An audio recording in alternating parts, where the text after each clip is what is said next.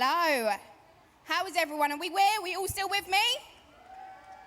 Amazing. Well, thank you so much for joining us. We are in the neighbourhood at All Points East. My name's Mcgregor. I'm your host today. I'm presenter and voiceover artist at Channel 4. And today we're doing a topic that's called culture. Everyone knows what culture is, right?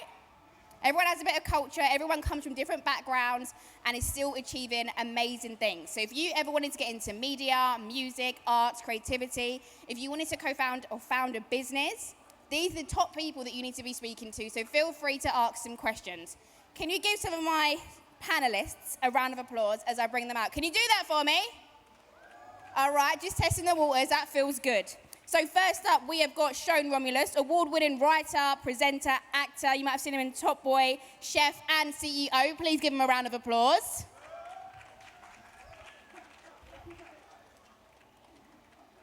There he is. Come through smiling, I love that. We've got Mandefield, presenter and broadcaster. You would have seen her across the BBC.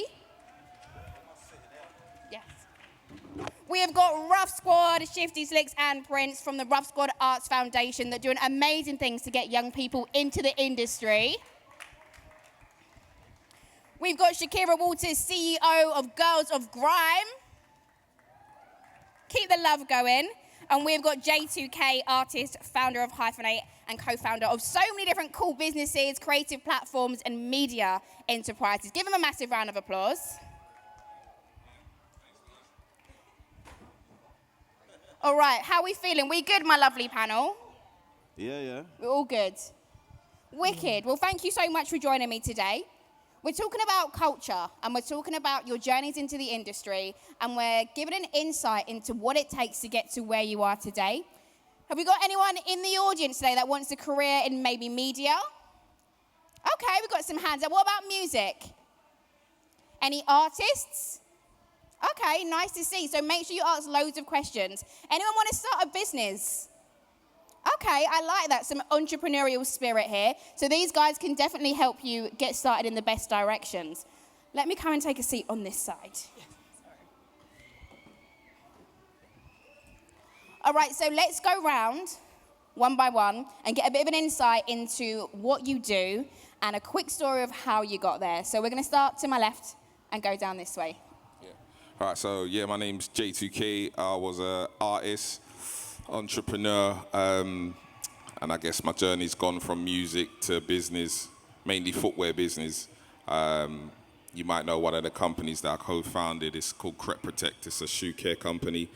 I did that way back many years ago. And then from there, I moved on into actual footwear, which I have my own brand now out. So, and there's many things in between, but I'm sure we'll get into it as the panel goes in. But yeah, that's me. Bless. Hi, I'm Shakira Walters. I am the founder of Girls of Grime. I'm also a talent manager at More Music Management. I've been doing a lot of stuff recently. I'm also a tutor at Big Creative Education, really big on all of that. I started Girls of Grime in 2017 as a platform to support women in music, and that's what I'm still doing right now. Hi everyone, my name is Shone Romulus.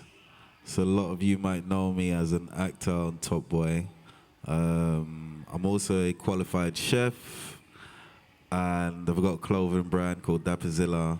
I make music, I do a lot of things, so I'm an all-round type of guy. I skateboard as well. I do mad things. Hi, I'm Mary Mandefield. Am I on? Hello? Yeah. I'm Mary Mandefield. I'm a broadcaster and journalist. I started making videos in my bedroom, talking about things I cared about, and now I get to work on shows across the BBC, on Radio 1 and 1 Extra, and I love it. Hi everyone, my name's Slix. Similar to J2K, I used to make music back in the day, grew up in this area, Bow. Co-founded a charity, so I currently run a charity with these two gentlemen here to my left. Really interested in business, music, and supporting the local community. So that's pretty much me in a nutshell. Thank you very much. My name is Shifty. I'm in a group called Rough Squad with Slix and Rapid. And I'm a trustee and a chair for the charity that we're currently here to speak about today. I also work in real estate, so that's something that I've been doing for many years. And yeah, that's it. My name's Prince, co-founder of Ruscott Arts Foundation, also into various businesses. I produce music, and I'm passionate about creating opportunities for young people. Yeah. Thank you, everyone, for giving such great introductions. One thing that I noticed is that guys are all very multi-talented. You've all had various careers across the industry. And I love that because sometimes people say, jack of all trades, master of none. And I honestly don't believe that, because when you have so many different skills, I don't think it's fair to not give the world what you're good at and really contribute. And that really helps the culture that kind of we thrive into and that we keep pushing forward. So thank you guys very much. Give them a round of applause. So I want to dive straight in. I want to hear about the biggest pitfall you faced, and then I want to hear about the biggest success you faced, and then we'll fill in all the gaps in the middle. I know that might be a hard one because you guys do so much, but just something that really stuck with you, and then something that's really made you think, rah, I did that, and I'm super proud of myself. Is anyone brave enough to kick us off? Why me? My life's great. I feel like it's you, Shakira. Or just a moment that might have been hard or difficult. Every day is difficult. Do you know what? One of the hardest times, not hardest, one of the moments where I was like, okay, stop, was I was working at Warner Music for almost about a year, and I worked myself to the ground because I really wanted to prove to everybody in the building that I was like worthy of being there. And I made myself ill, and I ended up in hospital and had to have an operation. Won't get into it, but that was a moment where I was like, you need to just slow it down. It was a pitfall in the fact that I was giving so much that way that I wasn't taking care of myself. And that was a big learning lesson for me. And now I've definitely learned to create some boundaries, take time for myself, because I can't serve other people if I'm not in a good place. So yeah, that's one of my biggest pitfalls, I'd say. Thank you for sharing that. When you got to that point where you realised that taking a break was critical for your own self-care, what was going through your mind? Because as you said, you thought you had something to prove and you was working so hard. I was always feeling guilty. I still do sometimes. Like, I can't really stop. I think it's something that's embedded in us, in our culture, like a working culture. I grew up with my grandparents. They was always working. My mum was always working. You're not allowed to stop. You've got to pay bills. You've got things to do. So it was very uncomfortable for me, if I'm really honest. And I still sometimes do. If I stop, I just feel like, oh, there's still this I should be doing, this person I should be. But it's just about prioritising yourself, basically. 100%. And I think, as you said, there's a lot of kind of generational ties that hang on to that. We've seen our parents and our grandparents work tirelessly hard, and you forget that, taking a break is fine because we're always in a position where we want to feel like we need to stay at the top. But doing that doesn't mean you have to compromise yourself, right? Can't. It's impossible. You can't. After a while, you just I burned myself out, literally. Like, physically burnt myself out. So, yeah. Have any of you ever faced burnout? Show me a hand. Okay, so it's definitely something that's common. In the back. Think about the next time that you can take a break and do something for you. It doesn't have to be jetting off on a holiday. It could be just half a day or a full day where you're taking care of yourself and you're thinking about you and doing something that makes you happy. It literally could be anything from a tiny face mask to lighting your favourite candle to treating yourself on a solo date. Make sure that you are looking after yourself and really taking time to reflect. Now you've shared that, can you share about one of your biggest successes? I've got quite a few, but this year we did our first with Girls of Grime and managed to get 3 artists on the Great Escape Festival lineup. And last year I went there as like just a delegate. They just offered me to come down there and just view it and see what it was all about. And this year I managed to get my artists on it. Not through those links, it was through completely just a whole separate thing. And it just showed that within a year, how far, because when they're in your highlights come on your phone and you're like, oh yeah, I was here last year. Like, I almost forgot because so much had happened in that time.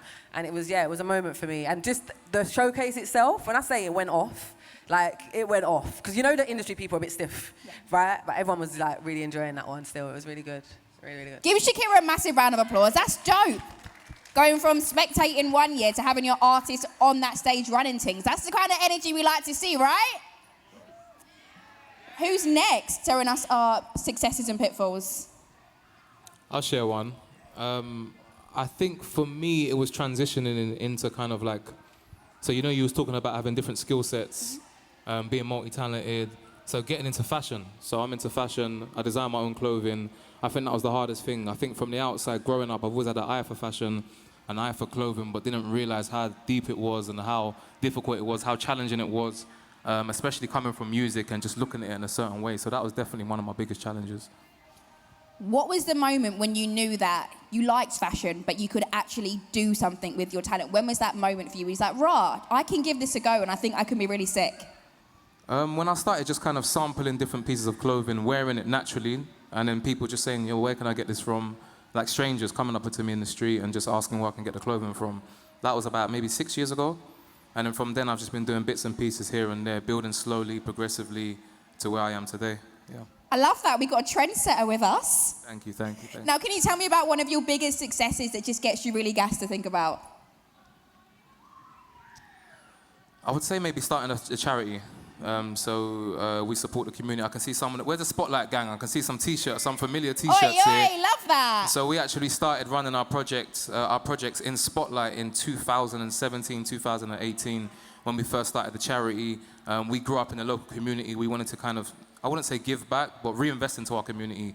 We grew up in youth clubs, you know, going to different youth clubs across East London, doing DJing, MCing and whatnot, and we saw that there was a lot of regeneration going on in the area. We wanted to just support some young people, and I think we just started it kind of innocently, me and these two guys here, and one thing led to another, so we're really, I would say, humbled and appreciative of that, yeah. Amazing, and I feel like I like to see that you've got your people out here supporting, and again, they can hear all the things that you do and what you put into this charity to make it work. Thank you. Give yourself a round of applause. That was really sweet. Now, I want to hear about the moment that when you go to work and you're doing your jobs that makes you feel like, this is why I do it. What is that moment for any of you? I'm happy to chat on this one. I think doing radio, you're often in a room, in a studio, by yourself, or just you, a producer, and maybe one guest. So you feel like you're only talking to one person. But people text in, they WhatsApp in, they tweet, and it's only then when you see that coming through, you're like, oh my gosh, or in people's homes, or you're in their cars, and you're like soundtracking part of their day. And I think there was a show where we're talking about sustainable fashion, and this was on 1Extra, so you don't normally kind of have these conversations on a big music station like that. But it was really important to me, and I was talking about a documentary that I'd seen about sustainable fashion, and it had really changed my mindset towards shopping and consumption. And I get on the train to go home, and the director of the documentary had tweeted me, like, I heard you talking about my documentary on the radio. And I'm like, that to me is crazy. And if that means one other person watches it, one other person, like, has a new mindset about it, then that's really cool. First of all, big up yourself, because the director tweeted you. You never know who's listening. Legit. You really think you're just talking to one person, and yeah, it ripples on to other people. Make sure you're listening out for Mary Mandefield, and then you can say that you saw her on the panel today, and then when you tweet her again, she's going to know it's because you were here. Cheers, Jay. There we go. Can anyone else share that feeling and that moment with us that you just really loved your job? Sorry, what was the question again? The moment that you really realise that you love your job, the things that make you really happy. I think with that, that's an everyday thing when, just knowing that your idea, your product, etc. is just out in the world and people can see it, and then you see orders come in, like it could be 10 orders, it could be 1 order. Do you get what I mean? But like that 1 order, you just know, rah, someone's just bought my thing. Do you get what I'm saying? So that makes it all like kind of, it's fulfilling, isn't it? Every single day you get up, you know that this was once on paper, this was once just in my brain, this is once just something I used to just speak about with my friends or whoever, and now it's like, it's in fruition now, it's out there, it's in the world. So I think every day for me is, feels like a blessing when, just knowing that it's out there, whatever it is. And I mean, because I've gone from music to, product to just everything. So just knowing that it's there and it's done, and it's like, yeah, I think so. There's not that one thing, it's just like, it's a feeling every day for me. Do you know what? That is a really blessed position to be in, to be able to have that feeling. And even if you're not there yet and you're not a position where you are in love with the work that you're doing, it is possible, and it is possible to pivot and you will get there. So I just want to give that reminder. Now we've kind of got an insight into how you've got to where you are. On a top level, because I know we could be here all day with talking about all your amazing stories. We're here today to talk about culture. So I kind of want to find out your cultures, your background, and the things that have made you who you are, because I feel like that feeds directly into the work you do. So let me know, kind of growing up, your influences, who impacted you in your life. Is there any kind of cultural things that you can remember? As we said with Shakira, like working hard and not seeing we need to take a break, because that's what we've seen before. Mine would be really being on my independent women, because I've seen my mum and my nan really fight and work hard. I can plumb a washing machine, and I never thought that was something that I could be able to do, but I can, because that's something that my mum taught me, to always know how to do trades and not to have to rely on a man, you know, you hear me? I love that.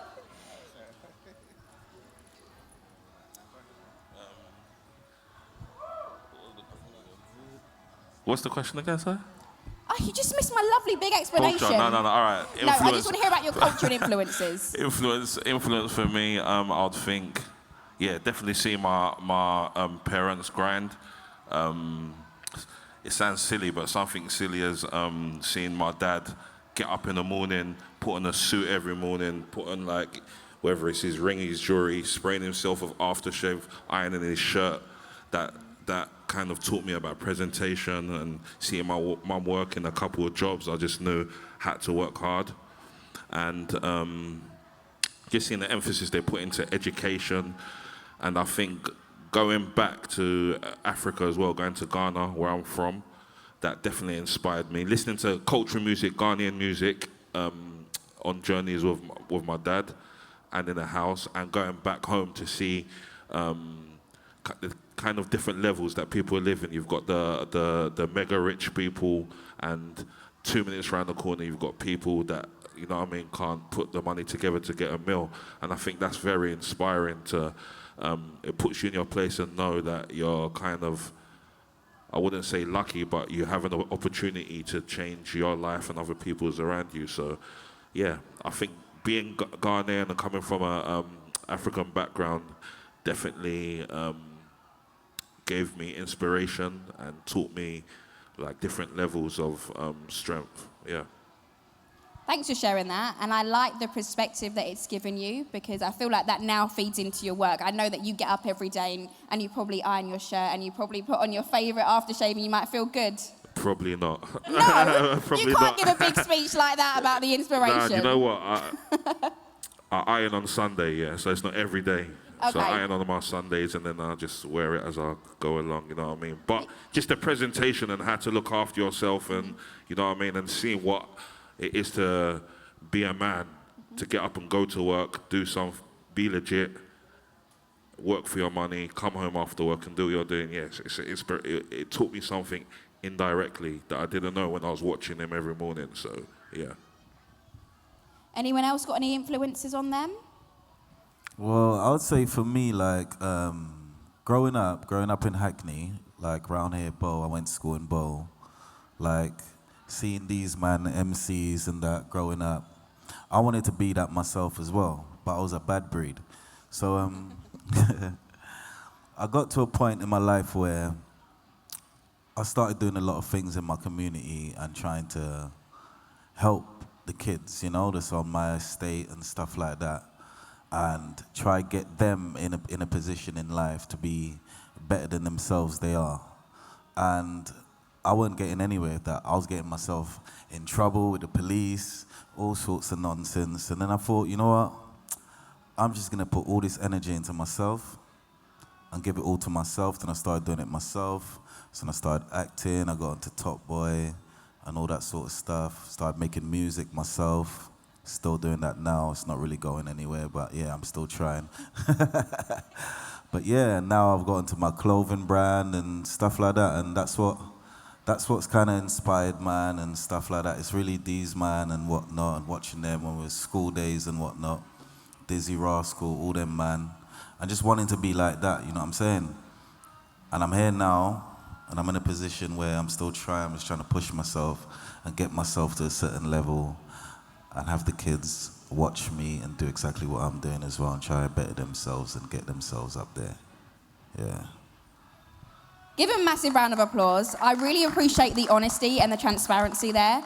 And I love the little anecdote about how you've turned your life around now from being in trouble with the police to being on our screens. That's a big deal. Thank you, thank you. Now, to the ladies on the panel, obviously being a woman these days is a lot. We already have a lot of pressures, a lot of societal expectations of us. And I feel like as black women as well, there's a lot of stigma and there's a lot of, I'd say, hierarchy and things that we're always constantly fighting against just to be the woman in the room. How has that impacted you, Mary, as a presenter, and you, Shakira? You wear so many hats, but that for girls of grime especially, in a male-dominated industry, how has that impacted you both?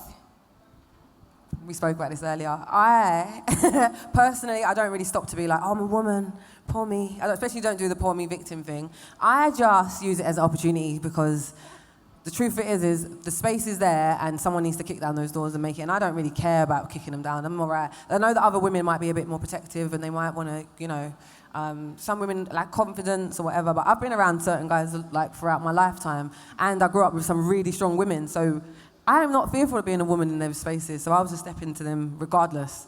There might be, some people might look at me and be like, what's she doing now? Or here she goes again.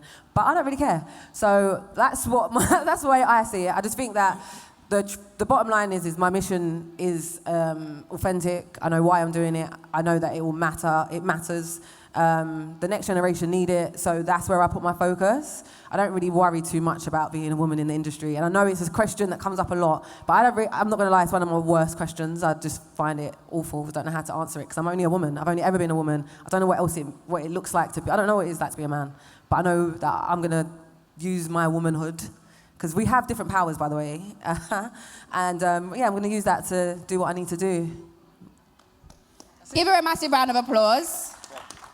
I 100% respect that. You're right, I don't know what it is like to be a man or to be anyone else or to come from any other background or culture, so I'm going to make the most with what I can do with that. What about you, Mary? Exactly what Shakira said. And lean into it, lean into our strengths, recognize times when I'm not the right person for this, but I can look to someone else. I learn from people like you and like you, Jay, all the time, and make sure I have really amazing, strong women in my life, and strength isn't always the loudest in the room.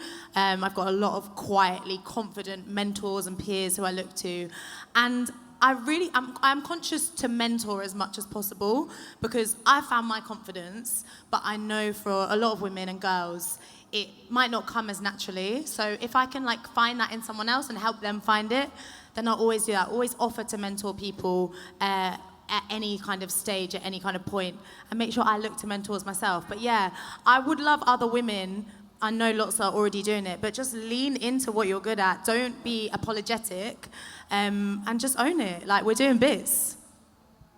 100%. All my ladies and my girlies, are we hearing this? We need to lean into it, yeah? Use that womanhood where you need to. Now, going back to kind of culture and the industry, can you all tell me how you got your foot in the door in one of your many fields? So pick one that you kind of, maybe it might have been the most difficult or maybe it might have been the most easy. How did you get a foot in the door? I guess with me, where do we start? I guess we could start with music. That's really just, you're doing the rounds, innit? You practice, you write your bars, you try and get them to perfection. You go on for me personally, what I used to do is I used to write bars, I used to go to a pub. There was a basement in a pub, and I used to MC in the basement with a DJ and just practice. We'll do sets, me and a few other men. Do you know what I'm saying? And from there, we'll make tapes, listen to them back, perfect it. I didn't like how I came in there on the bar. Oh, I wasn't on the beat, right? Blah, blah, blah, blah, blah. So all of that. And then from there, you know, you just keep doing your thing. And then what happened with me, there was a local producer called TNT, rest in peace. He was big in the game at the time, do you know what I'm saying? He made a lot of legendary hits, but he was from my area, I'm from Bow. And he had heard me through another friend, and he just introduced me to the studio. He just said, come studio. I went studio. I didn't even know how to formulate bars at the time, like put them in 16s and 32s and 8s and whatever. I just knew how to spit though. I could sequence words together. So I would just do that, and he kind of structured me, layered everything, blah, blah, blah, and I'll just be doing that, and I'll just be working he would have me in studio every single day. I'd write a song every day. Write one, voice it, go home, write one again, come back, voice it. And we just did that until I got a mixtape ready. And that was my debut mixtape, Heat in the Streets. So then from there, that's when it started to snowball. But that was really my real entry into the game. I'll do pirate radio just before that, but really on a low level and not where anybody was really listening, do you get what I mean? But the breakthrough was really that mixtape because I was homing in on my song skills and my bars and stuff like that. So that was really my entry into what I do. Well, it sounds like honing in on your craft and actually sustaining good relationships with people have been really pivotal. Sure. For sure. I mean, yeah, I'll definitely recommend keeping good relationships because I would say that's probably one of the top things that's got me to where I am today. Like, and my dad would always instill that in man. He'll tell you to live good with people. Do you get what I'm saying? So I carried that on, and then, you know what I mean? Literally, I've just kept that. I kept building, kept doing my own thing. And yeah, like literally, because you don't know what's around the corner. So I never knew I was going to step into the footwear world when I was doing music. I mean, I had a passion for footwear. I mean, we all did, you get what I'm saying? We clean shoes, new shoes. So we knew we loved that, but that's part of the culture, innit? All the styling and all that. But through my relationships, through making, meeting people, living good with people, I met people that was, into other things. So then when it came time to build something else, I had the relationships to do it. And yeah, we're here today. Like, and one thing literally led into the other thing. So from music, I got into the footwear protection. From footwear protection, I got into footwear. Do you get what I'm saying? And then through all of that, I realized I was creative outside of music also. So, I created a creative agency. So, all these things have then, helped me get along within this thing. So, yeah. I love how there was a really natural progression as well. And it kind of, everything just slot into place as you kept living good with people and kept honing your craft and pushing forward. No, wicked, man. Thank you. Anyone else? I'll take this one. So, kind of started for me like doing music, videos, doing a lot of crazy stuff. Like I said, I was a bad breed. And then got into like doing events, raves and stuff like that. And one day my uncle saw me doing a madness. And like he just put his hand on my shoulder and he said to me, look, I've got some people you could speak to about all of that stuff you do in the streets. You could get that into film. So I said to him, cool.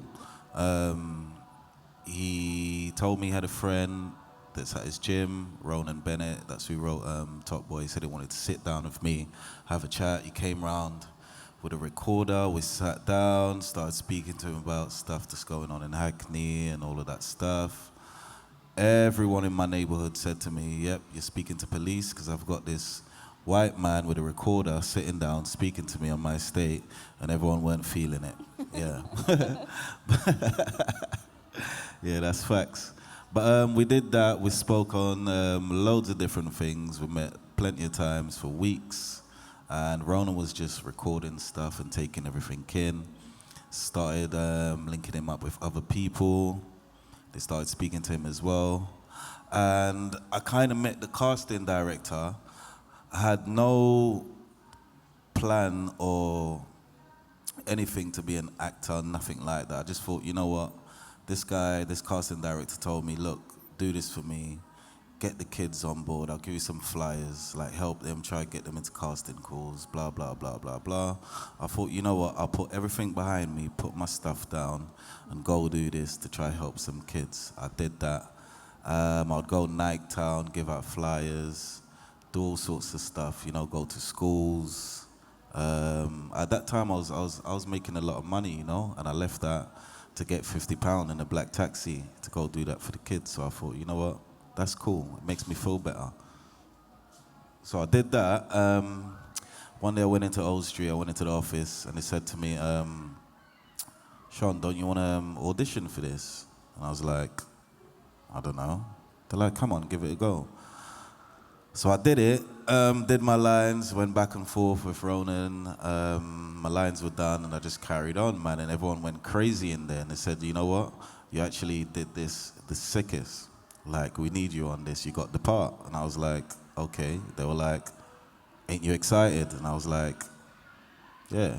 Hold on, so you got a part in Top Boy and you're just like, yeah. Like, yeah, I didn't know what's going on, man.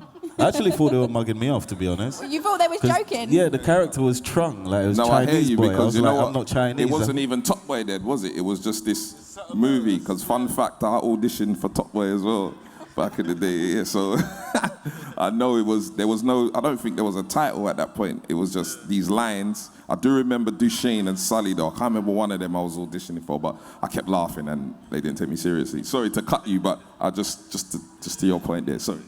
No, he's right, man. Because I looked at the character name, it said Trung, this Chinese boy, and I was like, well, I'm not Chinese, so are they taking the piss out of me? So yeah, I didn't take it serious. They told me I got the part, all of that, and I was like, okay, cool, innit, whatever. I went home, I got emailed, I was like, okay, cool, what are these people on? Do you know what I'm saying? So yeah, that happened, we were back and forth for months. The only time I took it in was when a black Mercedes pulled up outside my house in Beckenham, and I got in a car, and there was sides, and I got on bass, and I got in a trailer, and I said, wait a minute, this is actually happening. And yeah, that's when I was gassed. Yeah, Just before man. we continue, did anyone else here audition for Top Boy? Anyone? Mary, did you put an audition in? No. Just checking, you never know. See, take every audition seriously, as you never know what it could turn into.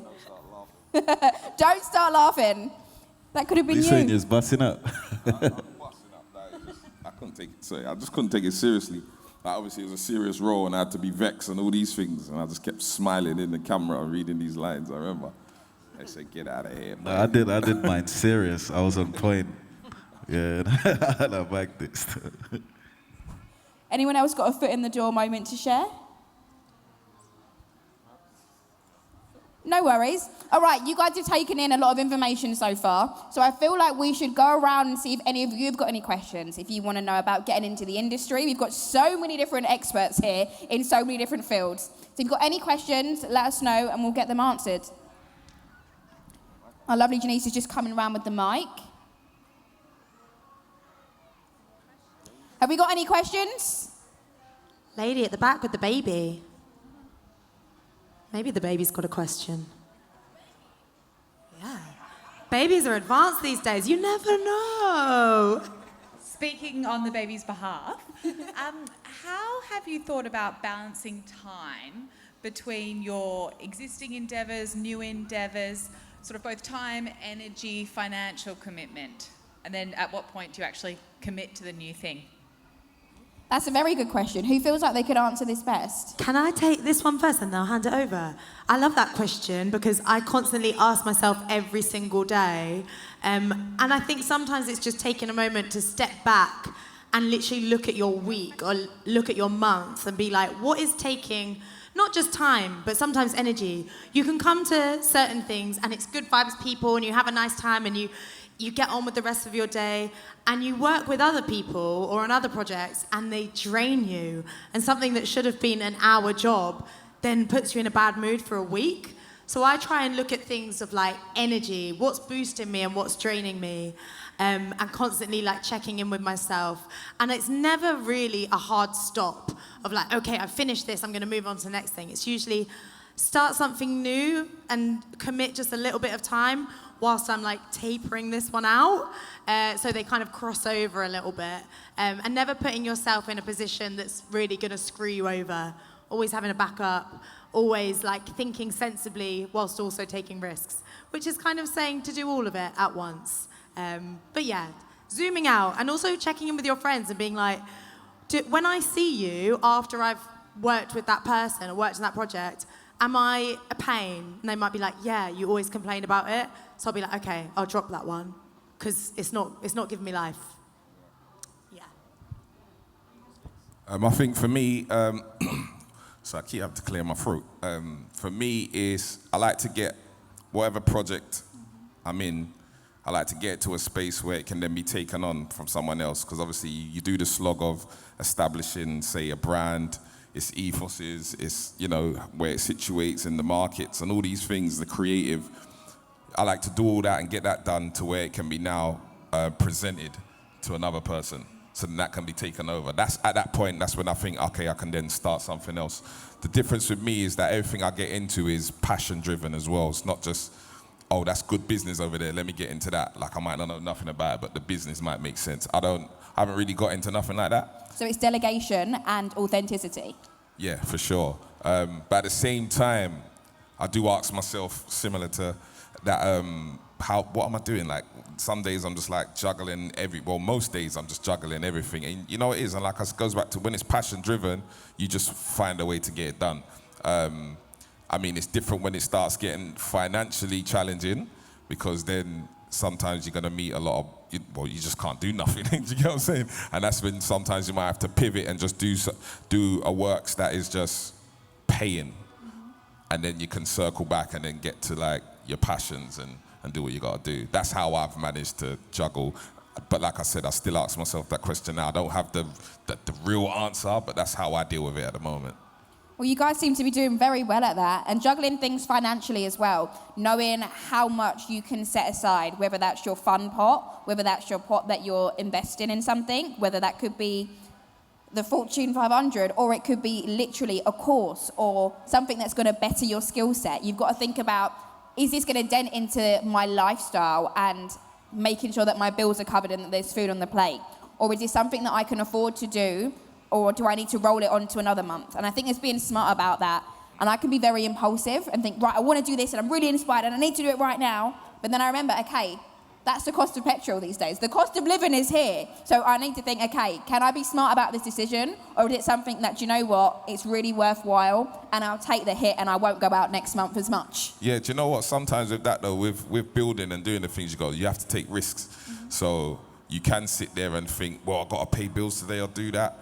I've gone to the bone where I couldn't pay bills because I've needed to put it into doing that. But for some, by God's grace, it's come around and it's worked itself when honestly you couldn't even see the end of the tunnel for some of these things. So there is that way, but then there is like they say, there's no risk, there's no reward without risk, you know what I mean? So I don't know if I'm giving advice for that, but for me, what I would say is just go for it. As long as it's passion driven, I'll just throw everything in, man. Like, and you'll figure it out. Honestly, for me, it works itself out some way. Have we got any other questions? All right, we'll come to you and then we'll come to you, my lovely.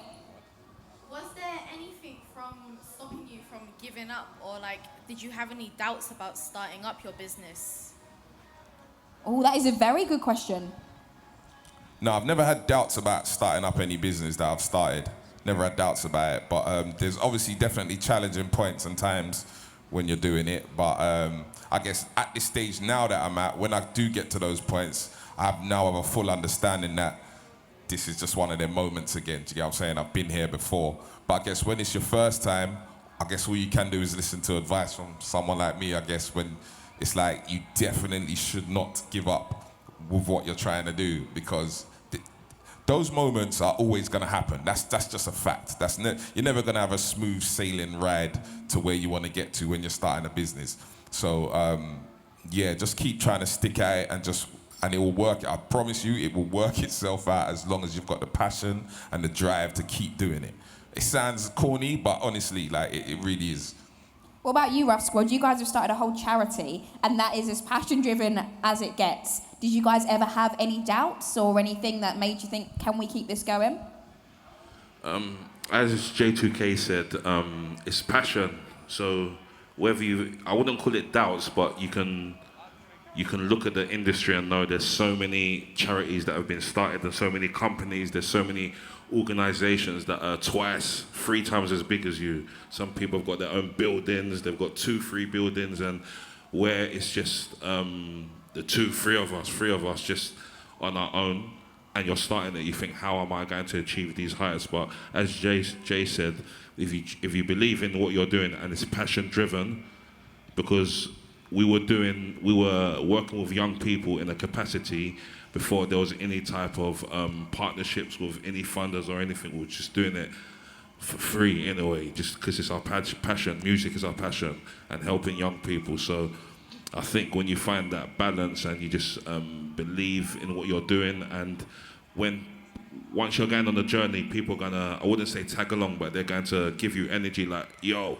that's the right thing you're doing. Oh, this is great. And that obviously gives you a boost and know that you're walking in the right direction, and then you just carry on going. But yeah, I think essentially any kind of area or business you get into, you're gonna balance it up and say there's so much competition. But I think with the charity, you can't think about competition, because whether you're helping 5 young people, 10 young people, you're changing someone's life. So you don't really look at that as competition or things to make you start. But other business endeavors, whether it's clothing or, I don't know, a food or a restaurant you want to start, you definitely do look at it like that and think, how am I going to beat this competition? But once again, referring to what Jay said, once you're passionate about it, and I think the most important part of it, of what we're saying, is to have vision. The vision is important. If you can see it in the end goal in your mind, no one's going to see it, but you're going to see it when you go to sleep, and you're going to see it when you're getting about in your day. If you can see it and think, wait a minute, if you're a musician, I'm going to be playing in front of thousands. This is how I'm going to walk onto stage. This is what I'm going to be dressing like. This is what I'm going to eat behind stage, and you can see it. It's really going to happen if you don't give up. Very, very true. Give a massive round of applause for that answer. That was pretty much as real as it gets. What about you, Shakira? Did you have anything to add? I was just going to add, but you mentioned one of the points I was going to make, but my main point that I did want to say was that never forget why you started.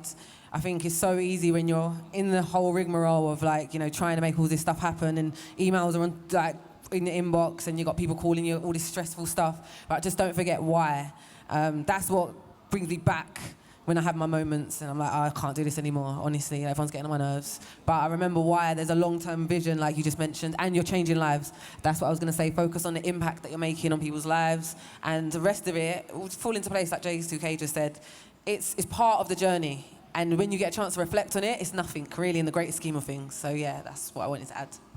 I think I've got the most clean-hearted, passionate panel that I might have ever had. You guys are all amazing. And I really mean that, because to have passion and vision, and as you said, no one else might not be able to see it, but you see it before you go to bed and you stick with it, you could be doing amazing stuff like these guys.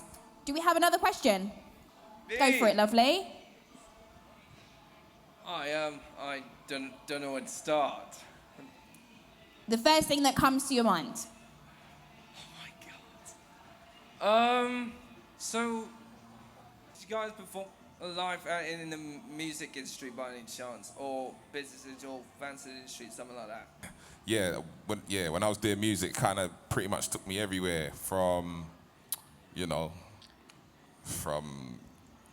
local dances to wireless to Mobo stages, Glastonbury. Pretty much all the stages that there is to do music on in this country anyway. So, yeah, I've definitely done them all, man, from top to bottom, so, yeah. Do you have any kind of rituals that you used to do before you went on stage? Nah, we just used to ramp. We just used to ramp a lot, man, a lot. You're just making me think about the ramping.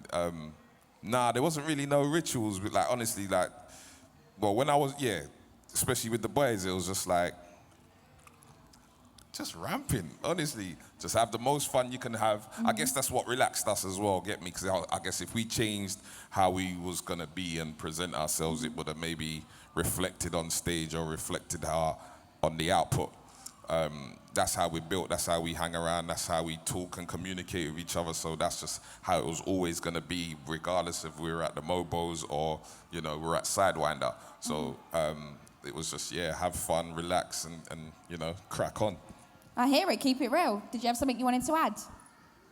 And Shakira, can you give anything about kind of stage etiquette for live performances with your artists? Is there anything that... ask me about performing, don't ask me, I do not perform. I'm behind the scenes, proudly. So what do you want me to actually say? So like when you bring your artists on stage, is there anything that you kind of prep them, help them with? Try to get them there on time. I'm going to say, if you ever work with artists, lie to them about the start time, tell them it's an hour earlier because they will be late. Feed them, water them. Those are the main things. And other than that, most artists that I personally work with, they're all talented. They know that's the easy part. It's getting them there, making sure that they're ready for, they've got the energy up. And I'm also a bit of agony on as well. So sometimes just listen to people's problems as well and kind of play that role and coach people through their life journeys as well. It's part of it. Managing artists is not that easy. Wicked, that was a great question. Do we have any more from the audience? Yeah, I was going to ask something. Social media is a big issue at the moment. The culture's changing. Social media has obviously got a big presence in society.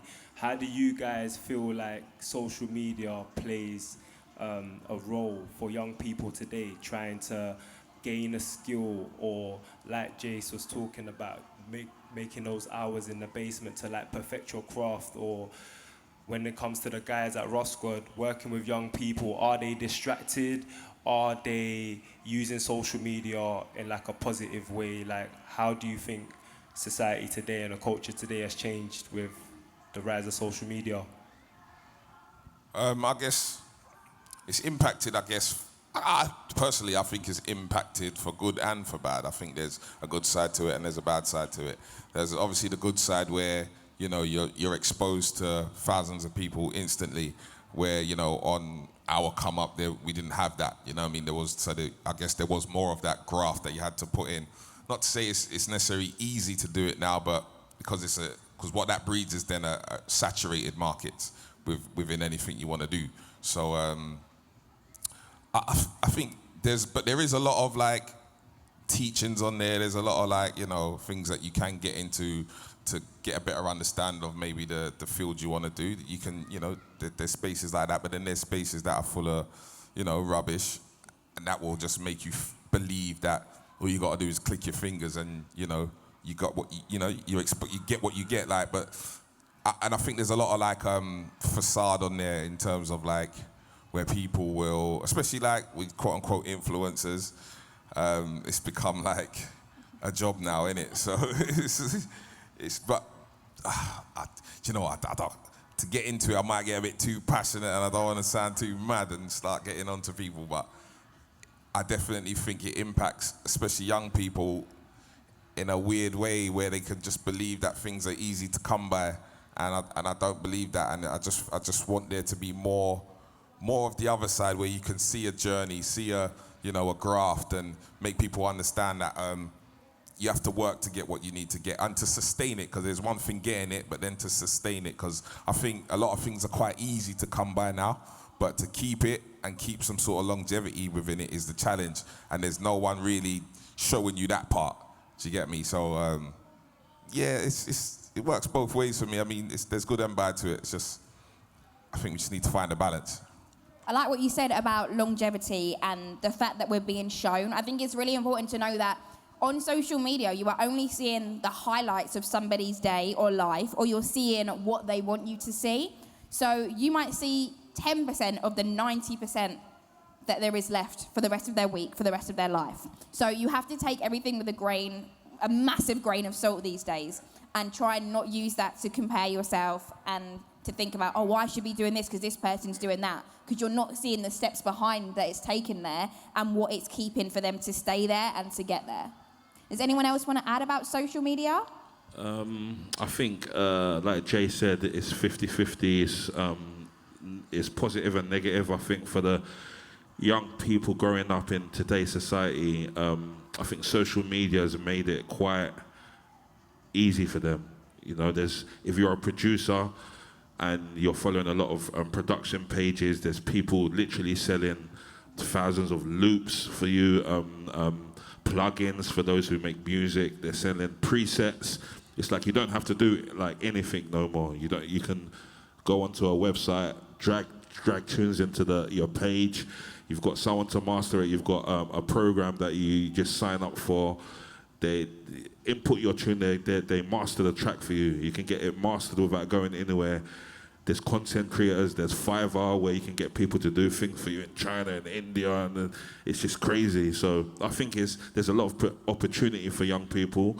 I think that's positive. And and it depends the field you want to work in. Any field, there's options for everyone. If you want to get into business, there's someone selling workshops for you to get into. So I think there's a huge opportunity, and social media helps. But as Jay said again, on the negative side, there's so many pages or so many people that are selling dreams. If you want to make £3,000 today in one day, click this link. I've even been an idiot to click the link. You know what I mean? Like, wait, you can, you know what I mean? No, please don't open any scam or phishing links. Do not recommend that. and more time, these things are probably not scams. So you can click on a link, you could join, I don't know, a conference, and these people do teach you, but they never tell you what you have to do to get to that position. So they might be making 160K a month, but they didn't say that they had to input 50K to you're not always getting the full story, and that's never what it getting is. the full story. But before you get to that full story, you have to probably spend $5,000 to get to that full story, to do a couple workshops. So where I think the younger generation are hungry for money and hungry to get it now, they're just finding the wrong way to get it, and they think it's easy. So yeah, social media is positive and it's negative. Make sure you do your research and your due diligence. Now, we're coming to the end of our panel today. Thank you so much for your questions so far, and thank you guys so much for being so honest, so transparent, and so open about your journeys, your careers, the lows, the highs, and everything in between. Please, can you give my panel a massive round of applause? I hope you've really enjoyed today and you've come away maybe with a new perspective, some new tips, some advice, or even just reaffirming some of the things you already thought. My name is Jay Mcgregor and I've been your host today. Thank you so much. Please give them one more round of applause. And a massive thanks to Albert, who made this possible today, and all of the All Points Albert. East Thanks, in the neighbourhood Albert. team. Massive big up to you. Give him a round of applause. Come on, for Albert. us. Come on, Trebler. Can I just say one thing? I got some T-shirts in the car. I've been trying to message them to go grab it because I wanted to give one away, so I'll just give one to one of these lot over there.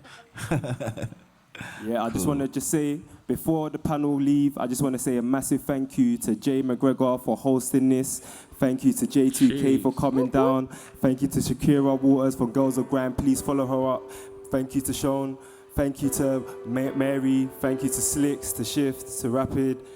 These guys are doing amazing things. And before you guys go, for those that know about Spotlight, they're doing a big carnival, pre-carnival warm-up just round the corner, just opposite those blue tents there. So please do go and support Spotlight today as well. And yeah, thank you so much for tuning in. Thank you. Amazing. Open the way now. Sunday we did it again now. Rock up the so we don't play around. She love me, she know that I'm paid now. She give it, she don't know my name. No stressing, just lick her and bail now. Ain't no stressing, we paid, ain't made a million, it's okay.